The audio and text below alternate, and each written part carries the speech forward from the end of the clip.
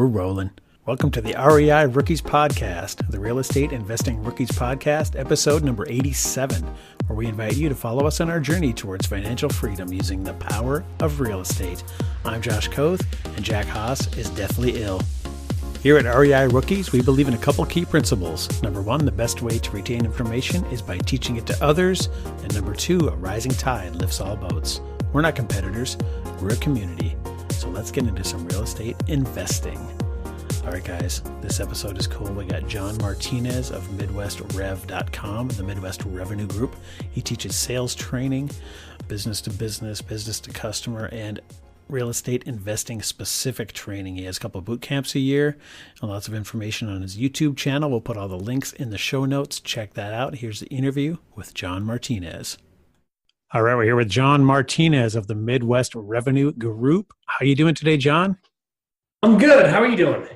I'm doing awesome. And I've heard your name a bunch of times from a bunch of different people, seen your videos on Facebook, and you always drop really tasty nuggets, as I like to call it.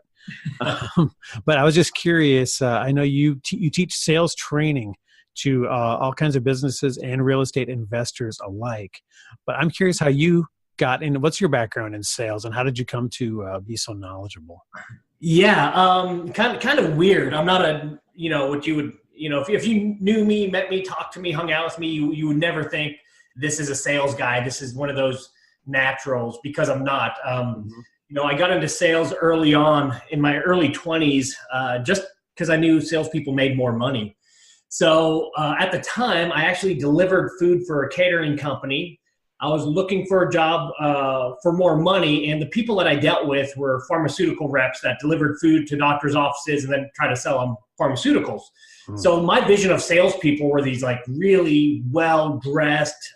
They're usually, ex-athletes, so they're tall and attractive, and they had the company cars and all that kind of stuff. So my vision of sales was that. So I applied for all kinds of sales jobs, got an all-commission insurance sales job. Was not as glamorous as I thought it would be. But along the way, I ended up kind of feeling out my way, having a few mentors, dove headfirst into every sales training, every sales book, every seminar I could get my hands on. And that's basically what I've been doing for the last 20 years. For about the first through the 15th, I built and I trained sales teams for the companies I worked for. Worked my way up through corporate America, and then about 5 years ago decided to go out on my own and just do my favorite part of the job, which is training salespeople. Now, would you say you developed your approach kind of in response to, when you were having trouble performing well in sales, or was it kind of in response to what was being taught as the more traditional sales type of techniques? How did you kind of find your way? Yeah. So, I mean, like every salesperson in the world out there, you want better results, because better results, there's no other profession where, you work a little harder and it translates so directly into more money. And I wanted better results. The same things that weren't working for me are the things that don't work for salespeople all over the world. Getting a lot of maybes and thinking overs and let me talk to this person or that, or prospects that just kind of disappear on you after you do a sales presentation, and just walking out of appointment after appointment feeling like I could have got that one. They really need what we have. Everything was right, but for some reason I didn't get it, and just trying to figure that out and reverse engineer it. That's kind of what prompted me to start the self-study and all that. But the deeper and deeper I got into it, it's just really interesting, because it just comes down to communication and how the brain works. And the most recent studies on sales really have nothing to do with sales at all. They have to do with neuroscience and behavioral economics and different social sciences. And when you roll all those into a ball, you have what's called neuroeconomics, which is really just a fancy way of saying it's one unified theory of decision making. It's basically just how people make decisions. And over the course of my career, that's what I got really into, is just how people make decisions. And once you understand that, sales is easy. Once you know, hey, this is how this person is going to make a decision, it's really easy just to walk them through that process. And once you know why people,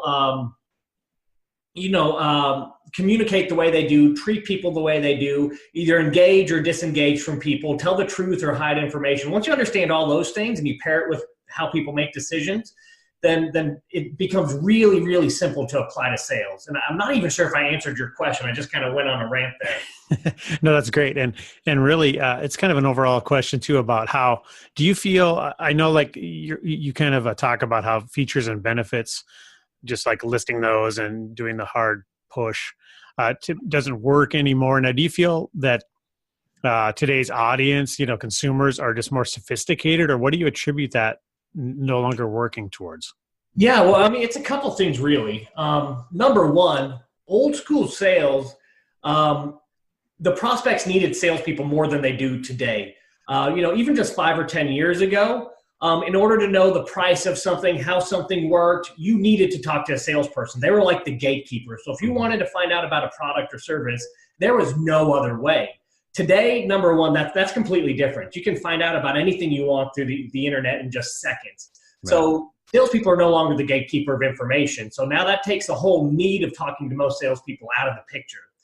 Number two, I think people just, they have been through so many sales scenarios in their lifetimes that they know what to expect from salespeople and they know how to defend themselves against it. Like a salesperson's an equal person. I don't mean it to sound like that, but right. They know what's going to happen in a typical sales process.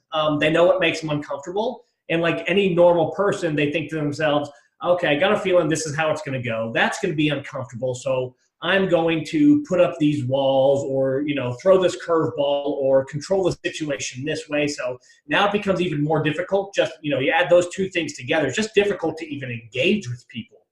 And then once you do engage with people, they just have so many options, and there's always almost someone that's cheaper than you, that if you don't find a way to sell other than price, you're about dead in the water. Your business is going to go bankrupt. So today, the way sales is different, and why features and benefits selling doesn't really work, because they already know the features and benefits before you get to them. You've got to have a totally different conversation and build value through the actual sales process instead of listing features and benefits as this is the value of the product or service that I provide.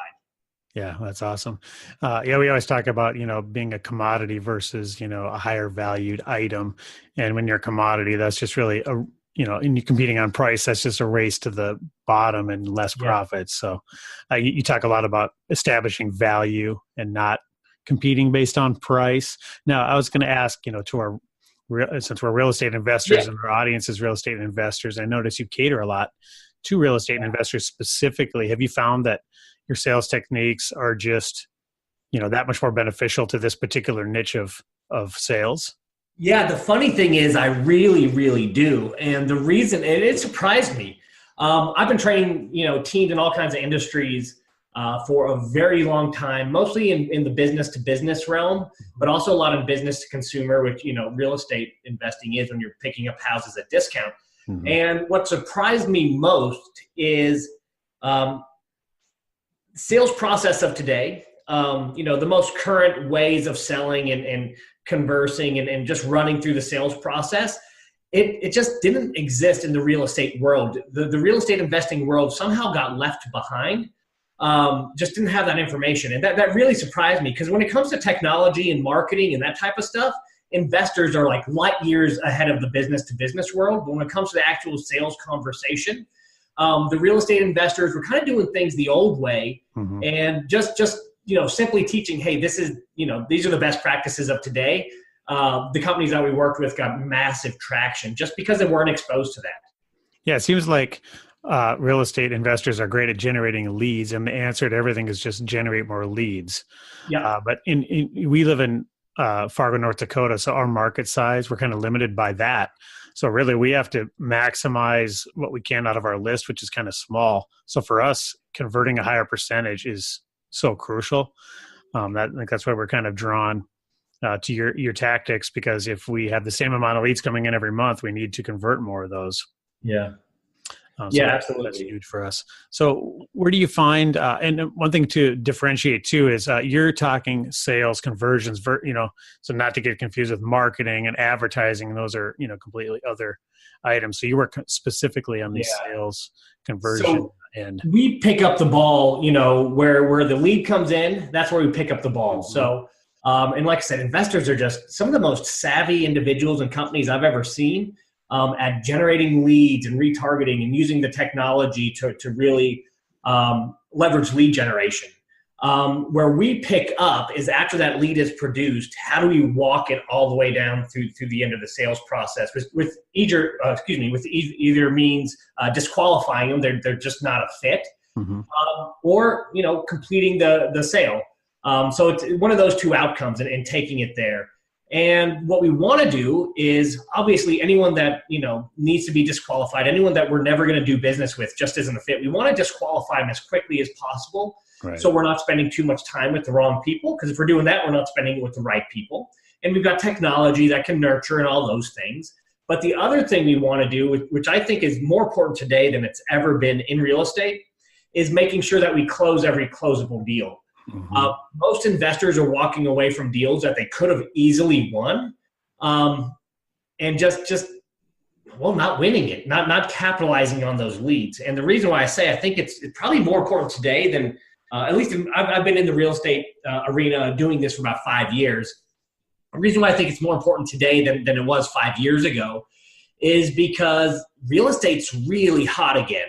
So we've got seminars that are just, pumping out new investors, and people are seeing the TV shows, and it's super sexy, right? So more and more people are getting into it. Markets are getting crowded. Everybody's marketing and using the same top 3 to 5 marketing tactics. Everyone's got the same lead lists, and there's always somebody who's willing to pay more for a property, maybe just to win that deal because they need it that month, or maybe just because they don't know any better. So if you're not taking those leads that are getting, less hard or less easy to come by and more expensive and converting them into deals, it doesn't take long before you go upside down. Let's talk about that a little bit. So let's say a seller is receiving, postcards or marketing from multiple investors. How do you establish your value to a seller when really they're just trying to price shop and compare you against all the other investors in town? How do you establish that value rather than racing to the bottom and giving up your profit on price? Right. So, it's always a journey of self-discovery for the home seller. Anything we tell them, we're a salesperson, they're going to probably push back and not believe. It's called psychological reactance. And, I'm not going to nerd out on you and get into it, but we have a tendency just to push back when we're told something, especially by salespeople. So they have to self-discover it, because anything you or I self-discover, we believe. We have those aha moments, and, it's almost like we wake up to a new reality. So, when we want to do that, we have to there's some very simple stuff you can do, but you want them to self-discover. For example, and you have to do it in a way where you're not leading them, you're not feeding it to them so they push back. So for example, if there's a situation where let's say it's a tax delinquent property, and it's going to auction. Now, most investors are going to go in there and go, hey, it's going to auction. You probably don't want your credit ruined. You might as well sell to me for some money instead of losing it all. And then they're really surprised when they get a ton of pushback, right, and then they can't figure it out. And, that makes sense. Like, logically, why would they push back? This is the solution. Well, again, it goes to psychological reactance and a little bit of fear and some different things. But what the better investors do is they go in and they say something like, you know what, I'm sure you're already aware that, you got plenty of options. You can sell to someone like me, not even me. There's lots of us that buy houses. You can, list the property, fix it up yourself, and kind of hope that it sells before the auction comes. Or you could just let it go to auction. And yeah, your credit will take a hit, but that's, that's probably not too big of a deal for you. And then sit back and kind of let them start to work through it. Like, no, I don't want my credit to get hit. Well, why is that? Why is that important to you? And then you start helping them figure out what's important to them and what's not important to them. So we take, I guess to sum it up, we always recommend do the exact opposite of what a salesperson would do. So instead of saying, you need to sell to us because your property is going to be repossessed and sold at auction, we say, yeah, if you don't do anything, this thing, obviously is going to get sold at auction and your credit's going to take a hit. But, I'm guessing at this point, that's probably not that big of a deal for you. And we let that reactance kick in and let them start to tell us, no, it is a big deal. Well, why is that? We see these situations all the time, and usually by the time it gets to this point, people just don't care. And then they start to self-discover and start to push for all the different reasons they need to do business one way and disqualify other ways to get rid of the property. So to sum it all up, man, I think it's just do the exact opposite of what most salespeople do. Let people self-discover, and you're probably in the top quartile of all salespeople just by doing those two things. That's awesome because the traditional way of selling is you kind of tell them why this is the best thing for them, and like you said, they're psychologically they're not ready to hear that from someone else. They're not going to necessarily agree unless they discover it on their own. And the thing is, they're aware of all these things that are going to happen. So it's not like you're, keeping some secret that they're not aware of by telling them your credit's going to take a hit. They're aware it's going to happen. But if they just can see it for themselves and talk themselves out of it, then that makes a ton of sense psychologically. I was going to ask you, when you're kind of refining, obviously, you got your sales tactics kind of down, but I'm sure you're always refining. What kind of mindset or growth material do you personally listen to?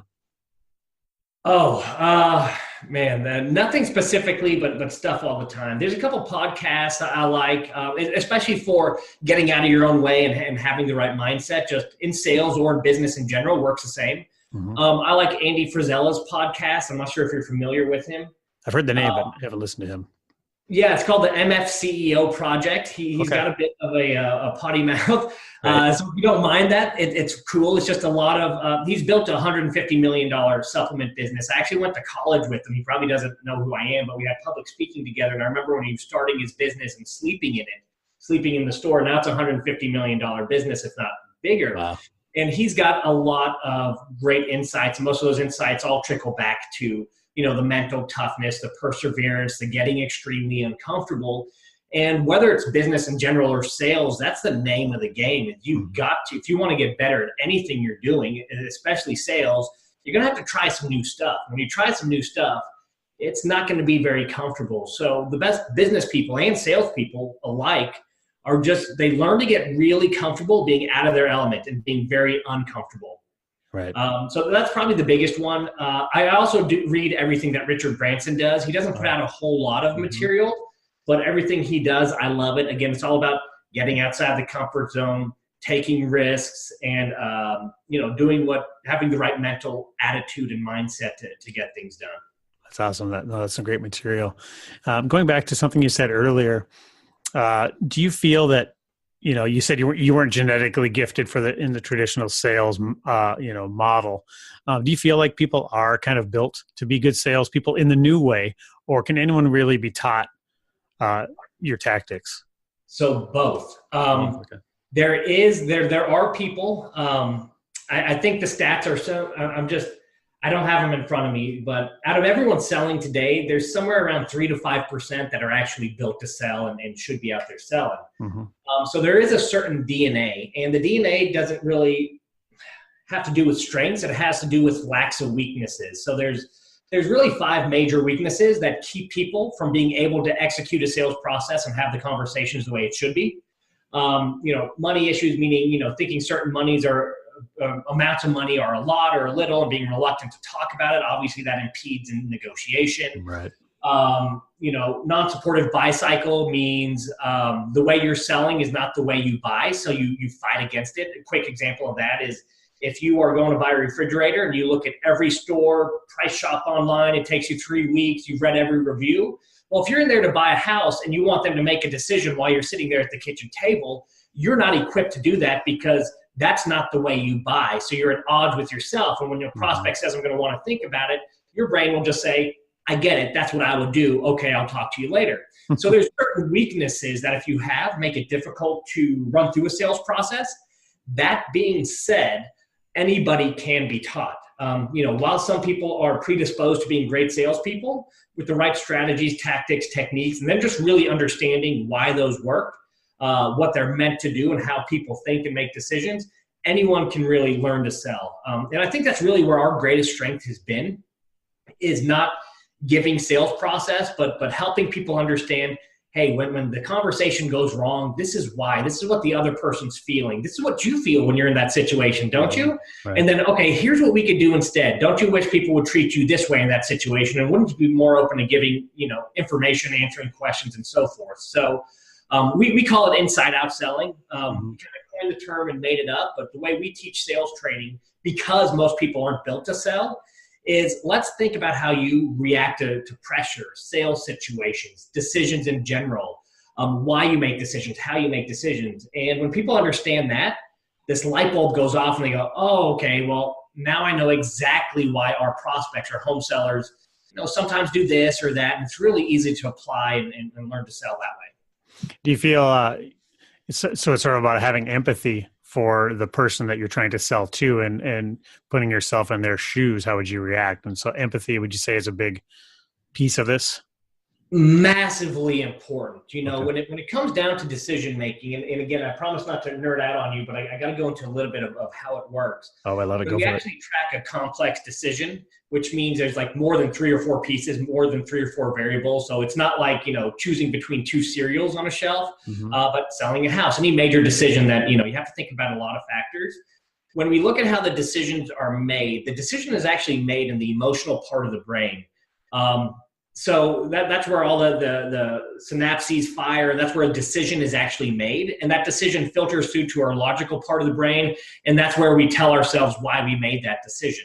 So understanding that empathy, understanding others' emotions and how they feel and what they're feeling, it's immensely important, because in every one of these decisions with real estate, the decision is actually being made in the emotional center of the brain. It's a bunch of pieces of the biology that makes up, where we feel emotions and things like that. Again, won't nerd out on you, but the decision is 100% guaranteed being made emotionally, even though the prospect isn't aware of it. There's about 50 years of evidence now to back this up, and it's crazy when you dive into that stuff. It's really interesting. But if people make decisions emotionally, then you've got to sell emotionally. And being empathetic and diving into that stuff and understanding it is absolutely crucial. So in your opinion, who's the first person that a beginning real estate investor should hire when they're getting ready to kind of grow their team? Yeah, I'm going to answer this 2 ways. It depends on lead flow. If lead flow is massive, who I would probably hire would be a lead manager. And then because they're going to be quick and easy to train versus an acquisition agent. And you can train them. At that point, you're still probably running the appointments yourself or making the calls, you're buying the properties. So the lead manager can quickly learn to qualify those leads and set appointments up with the people you should be going to see. And that's going to be the biggest uptick immediately if you have good lead flow to increasing deals, because investors teach themselves not even knowing it how to sell in most cases. They at least, get pretty darn decent at it, because in so many scenarios, even if they don't know that they're learning to sell, they start picking things up. Hey, when I say this, something good happens. When I say this, it doesn't go so well. And they start to learn without even knowing what they're doing or why it works. So the easiest thing would be a lead manager. Now, that's if you have real heavy lead flow. If lead flow is kind of slow to medium, what I'd probably do is hire an acquisition agent and have them go out on every one of those sales calls with me and start to pick up what I'm doing and shadowing me, and then slowly reversing and be shadowing the acquisition agent as they start to take over the role. And then as the owner, I'd back out and then start to increase the lead flow. And as that increases to a certain point, hire my second acquisition manager. Don't know if that was too complex of an answer, but that's exactly how I do it. No, that's great, because a lot of our audience is just getting started in real estate and working through that first phase. So they're kind of contemplating, or they've reached kind of at the point where they're the bottleneck, and everyone, ultimately is trying to work themselves out of this business, right, ideally. So that's great advice. One question I had for you is, can you even go into a store anymore without judging the salesperson and just kind of analyzing their process? And it's kind of like being a musician. You can't hear music anymore without intricacies of it. Yeah, no, it's absolutely, I'm very self-aware in sales situations. What they're doing, why they think they should be doing it, what I'm feeling in response, even though I know why I'm feeling it and what's triggered, a pressure or a decision to flee or hide or hold back information or whatever it is. Yeah, I'm very acutely aware. And there's some, like any role in the world, any position in the world, there's some fantastic salespeople, and there's some that, I've decided not to do business with just because of their sales process. It's too uncomfortable. I was going to ask if there's any, just generically, like any national brands or stores that you've visited that you found out really had it dialed in at a high level. Let me think about that. I'm not sure if there's anything across the board. Like an Apple store or a Starbucks or somebody where they really got their approach kind of figured out. It seems like I've heard people talk a lot about Chick-fil-A and just being super high on the customer service, empathy, niceness side. Yeah, I mean, you're absolutely. I mean, I wasn't thinking that as a typical sales situation, right? They're usually order takers. Yeah, that's true. That being said, that's the attitude to have, right? It's all about the customer. In sales, the spotlight should never be on the salesperson. It should always be on your customer. It should always be on your prospect. What are they dealing with? What are their issues? What are they looking to accomplish? What's the impact of, in this world, what's the impact of the property to them physically, mentally, emotionally, spiritually, and what do they want? And it's dialing deep into that. And hey, even when you get into that motivation and turn it up a bit, it's, hey, even if you're super motivated to sell, what's going to hold you back? What fears do you have about making that decision? Where's the discomfort? Are there relationships that could be impacted that'll hold you back? So, the always about the customer philosophy or way of doing business, that is how the best salespeople in the world operate. Understood. Awesome. Well, John, I really can't thank you enough for spending some time with us today. And I wanted to ask if people are interested in learning more about what you have to offer. I know you have events once in a while and trainings available on your website. Maybe tell us a little bit about where to find those and what you got coming up. Yeah, absolutely. The website is MidwestRev.com. That's REV is in revenue for Midwest Revenue Group. So MidwestRev.com. And on there, you can find information about our events. We usually do about 2 boot camps a year. We've got some online stuff and just different ways to get the training, basically, different delivery methods we have to get people to training. Also, the YouTube channel, Midwest Revenue Group YouTube channel. Mm-hmm. There's probably 100 or 200 videos on there. And I'd say 50 to 75 are specific to real estate investment. How to do everything from get asking price to get decision to, just anything you can think of, the common questions we get. I just make videos about it and throw them on YouTube. So lots of free training on there as well. Awesome. So you don't have to sign up for anything, click anything, just hop on the YouTube channel, watch it, and that's it. Awesome. Well, John, thanks so much for your time today. And I'm sure our listeners got a lot of benefit and hopefully they'll reach out and get some great training from you. So thanks for your time today. Yeah, thank you. Appreciate it. All right, guys, that was John Martinez from Midwest Revenue Group. Check him out. We'll have all the links in the show notes. Remember, head over to iTunes, subscribe, rate, and review the podcast. It helps other rookie investors out there find the show. Find us on Facebook, Instagram, and Twitter at REI Rookies. And remember, get off the bench and get into the game. We'll see you next time. I don't like to tell a man what to do with his money, but if you ain't investing in property, then you're dumber than a dummy. I'm not dumb. I'm smart.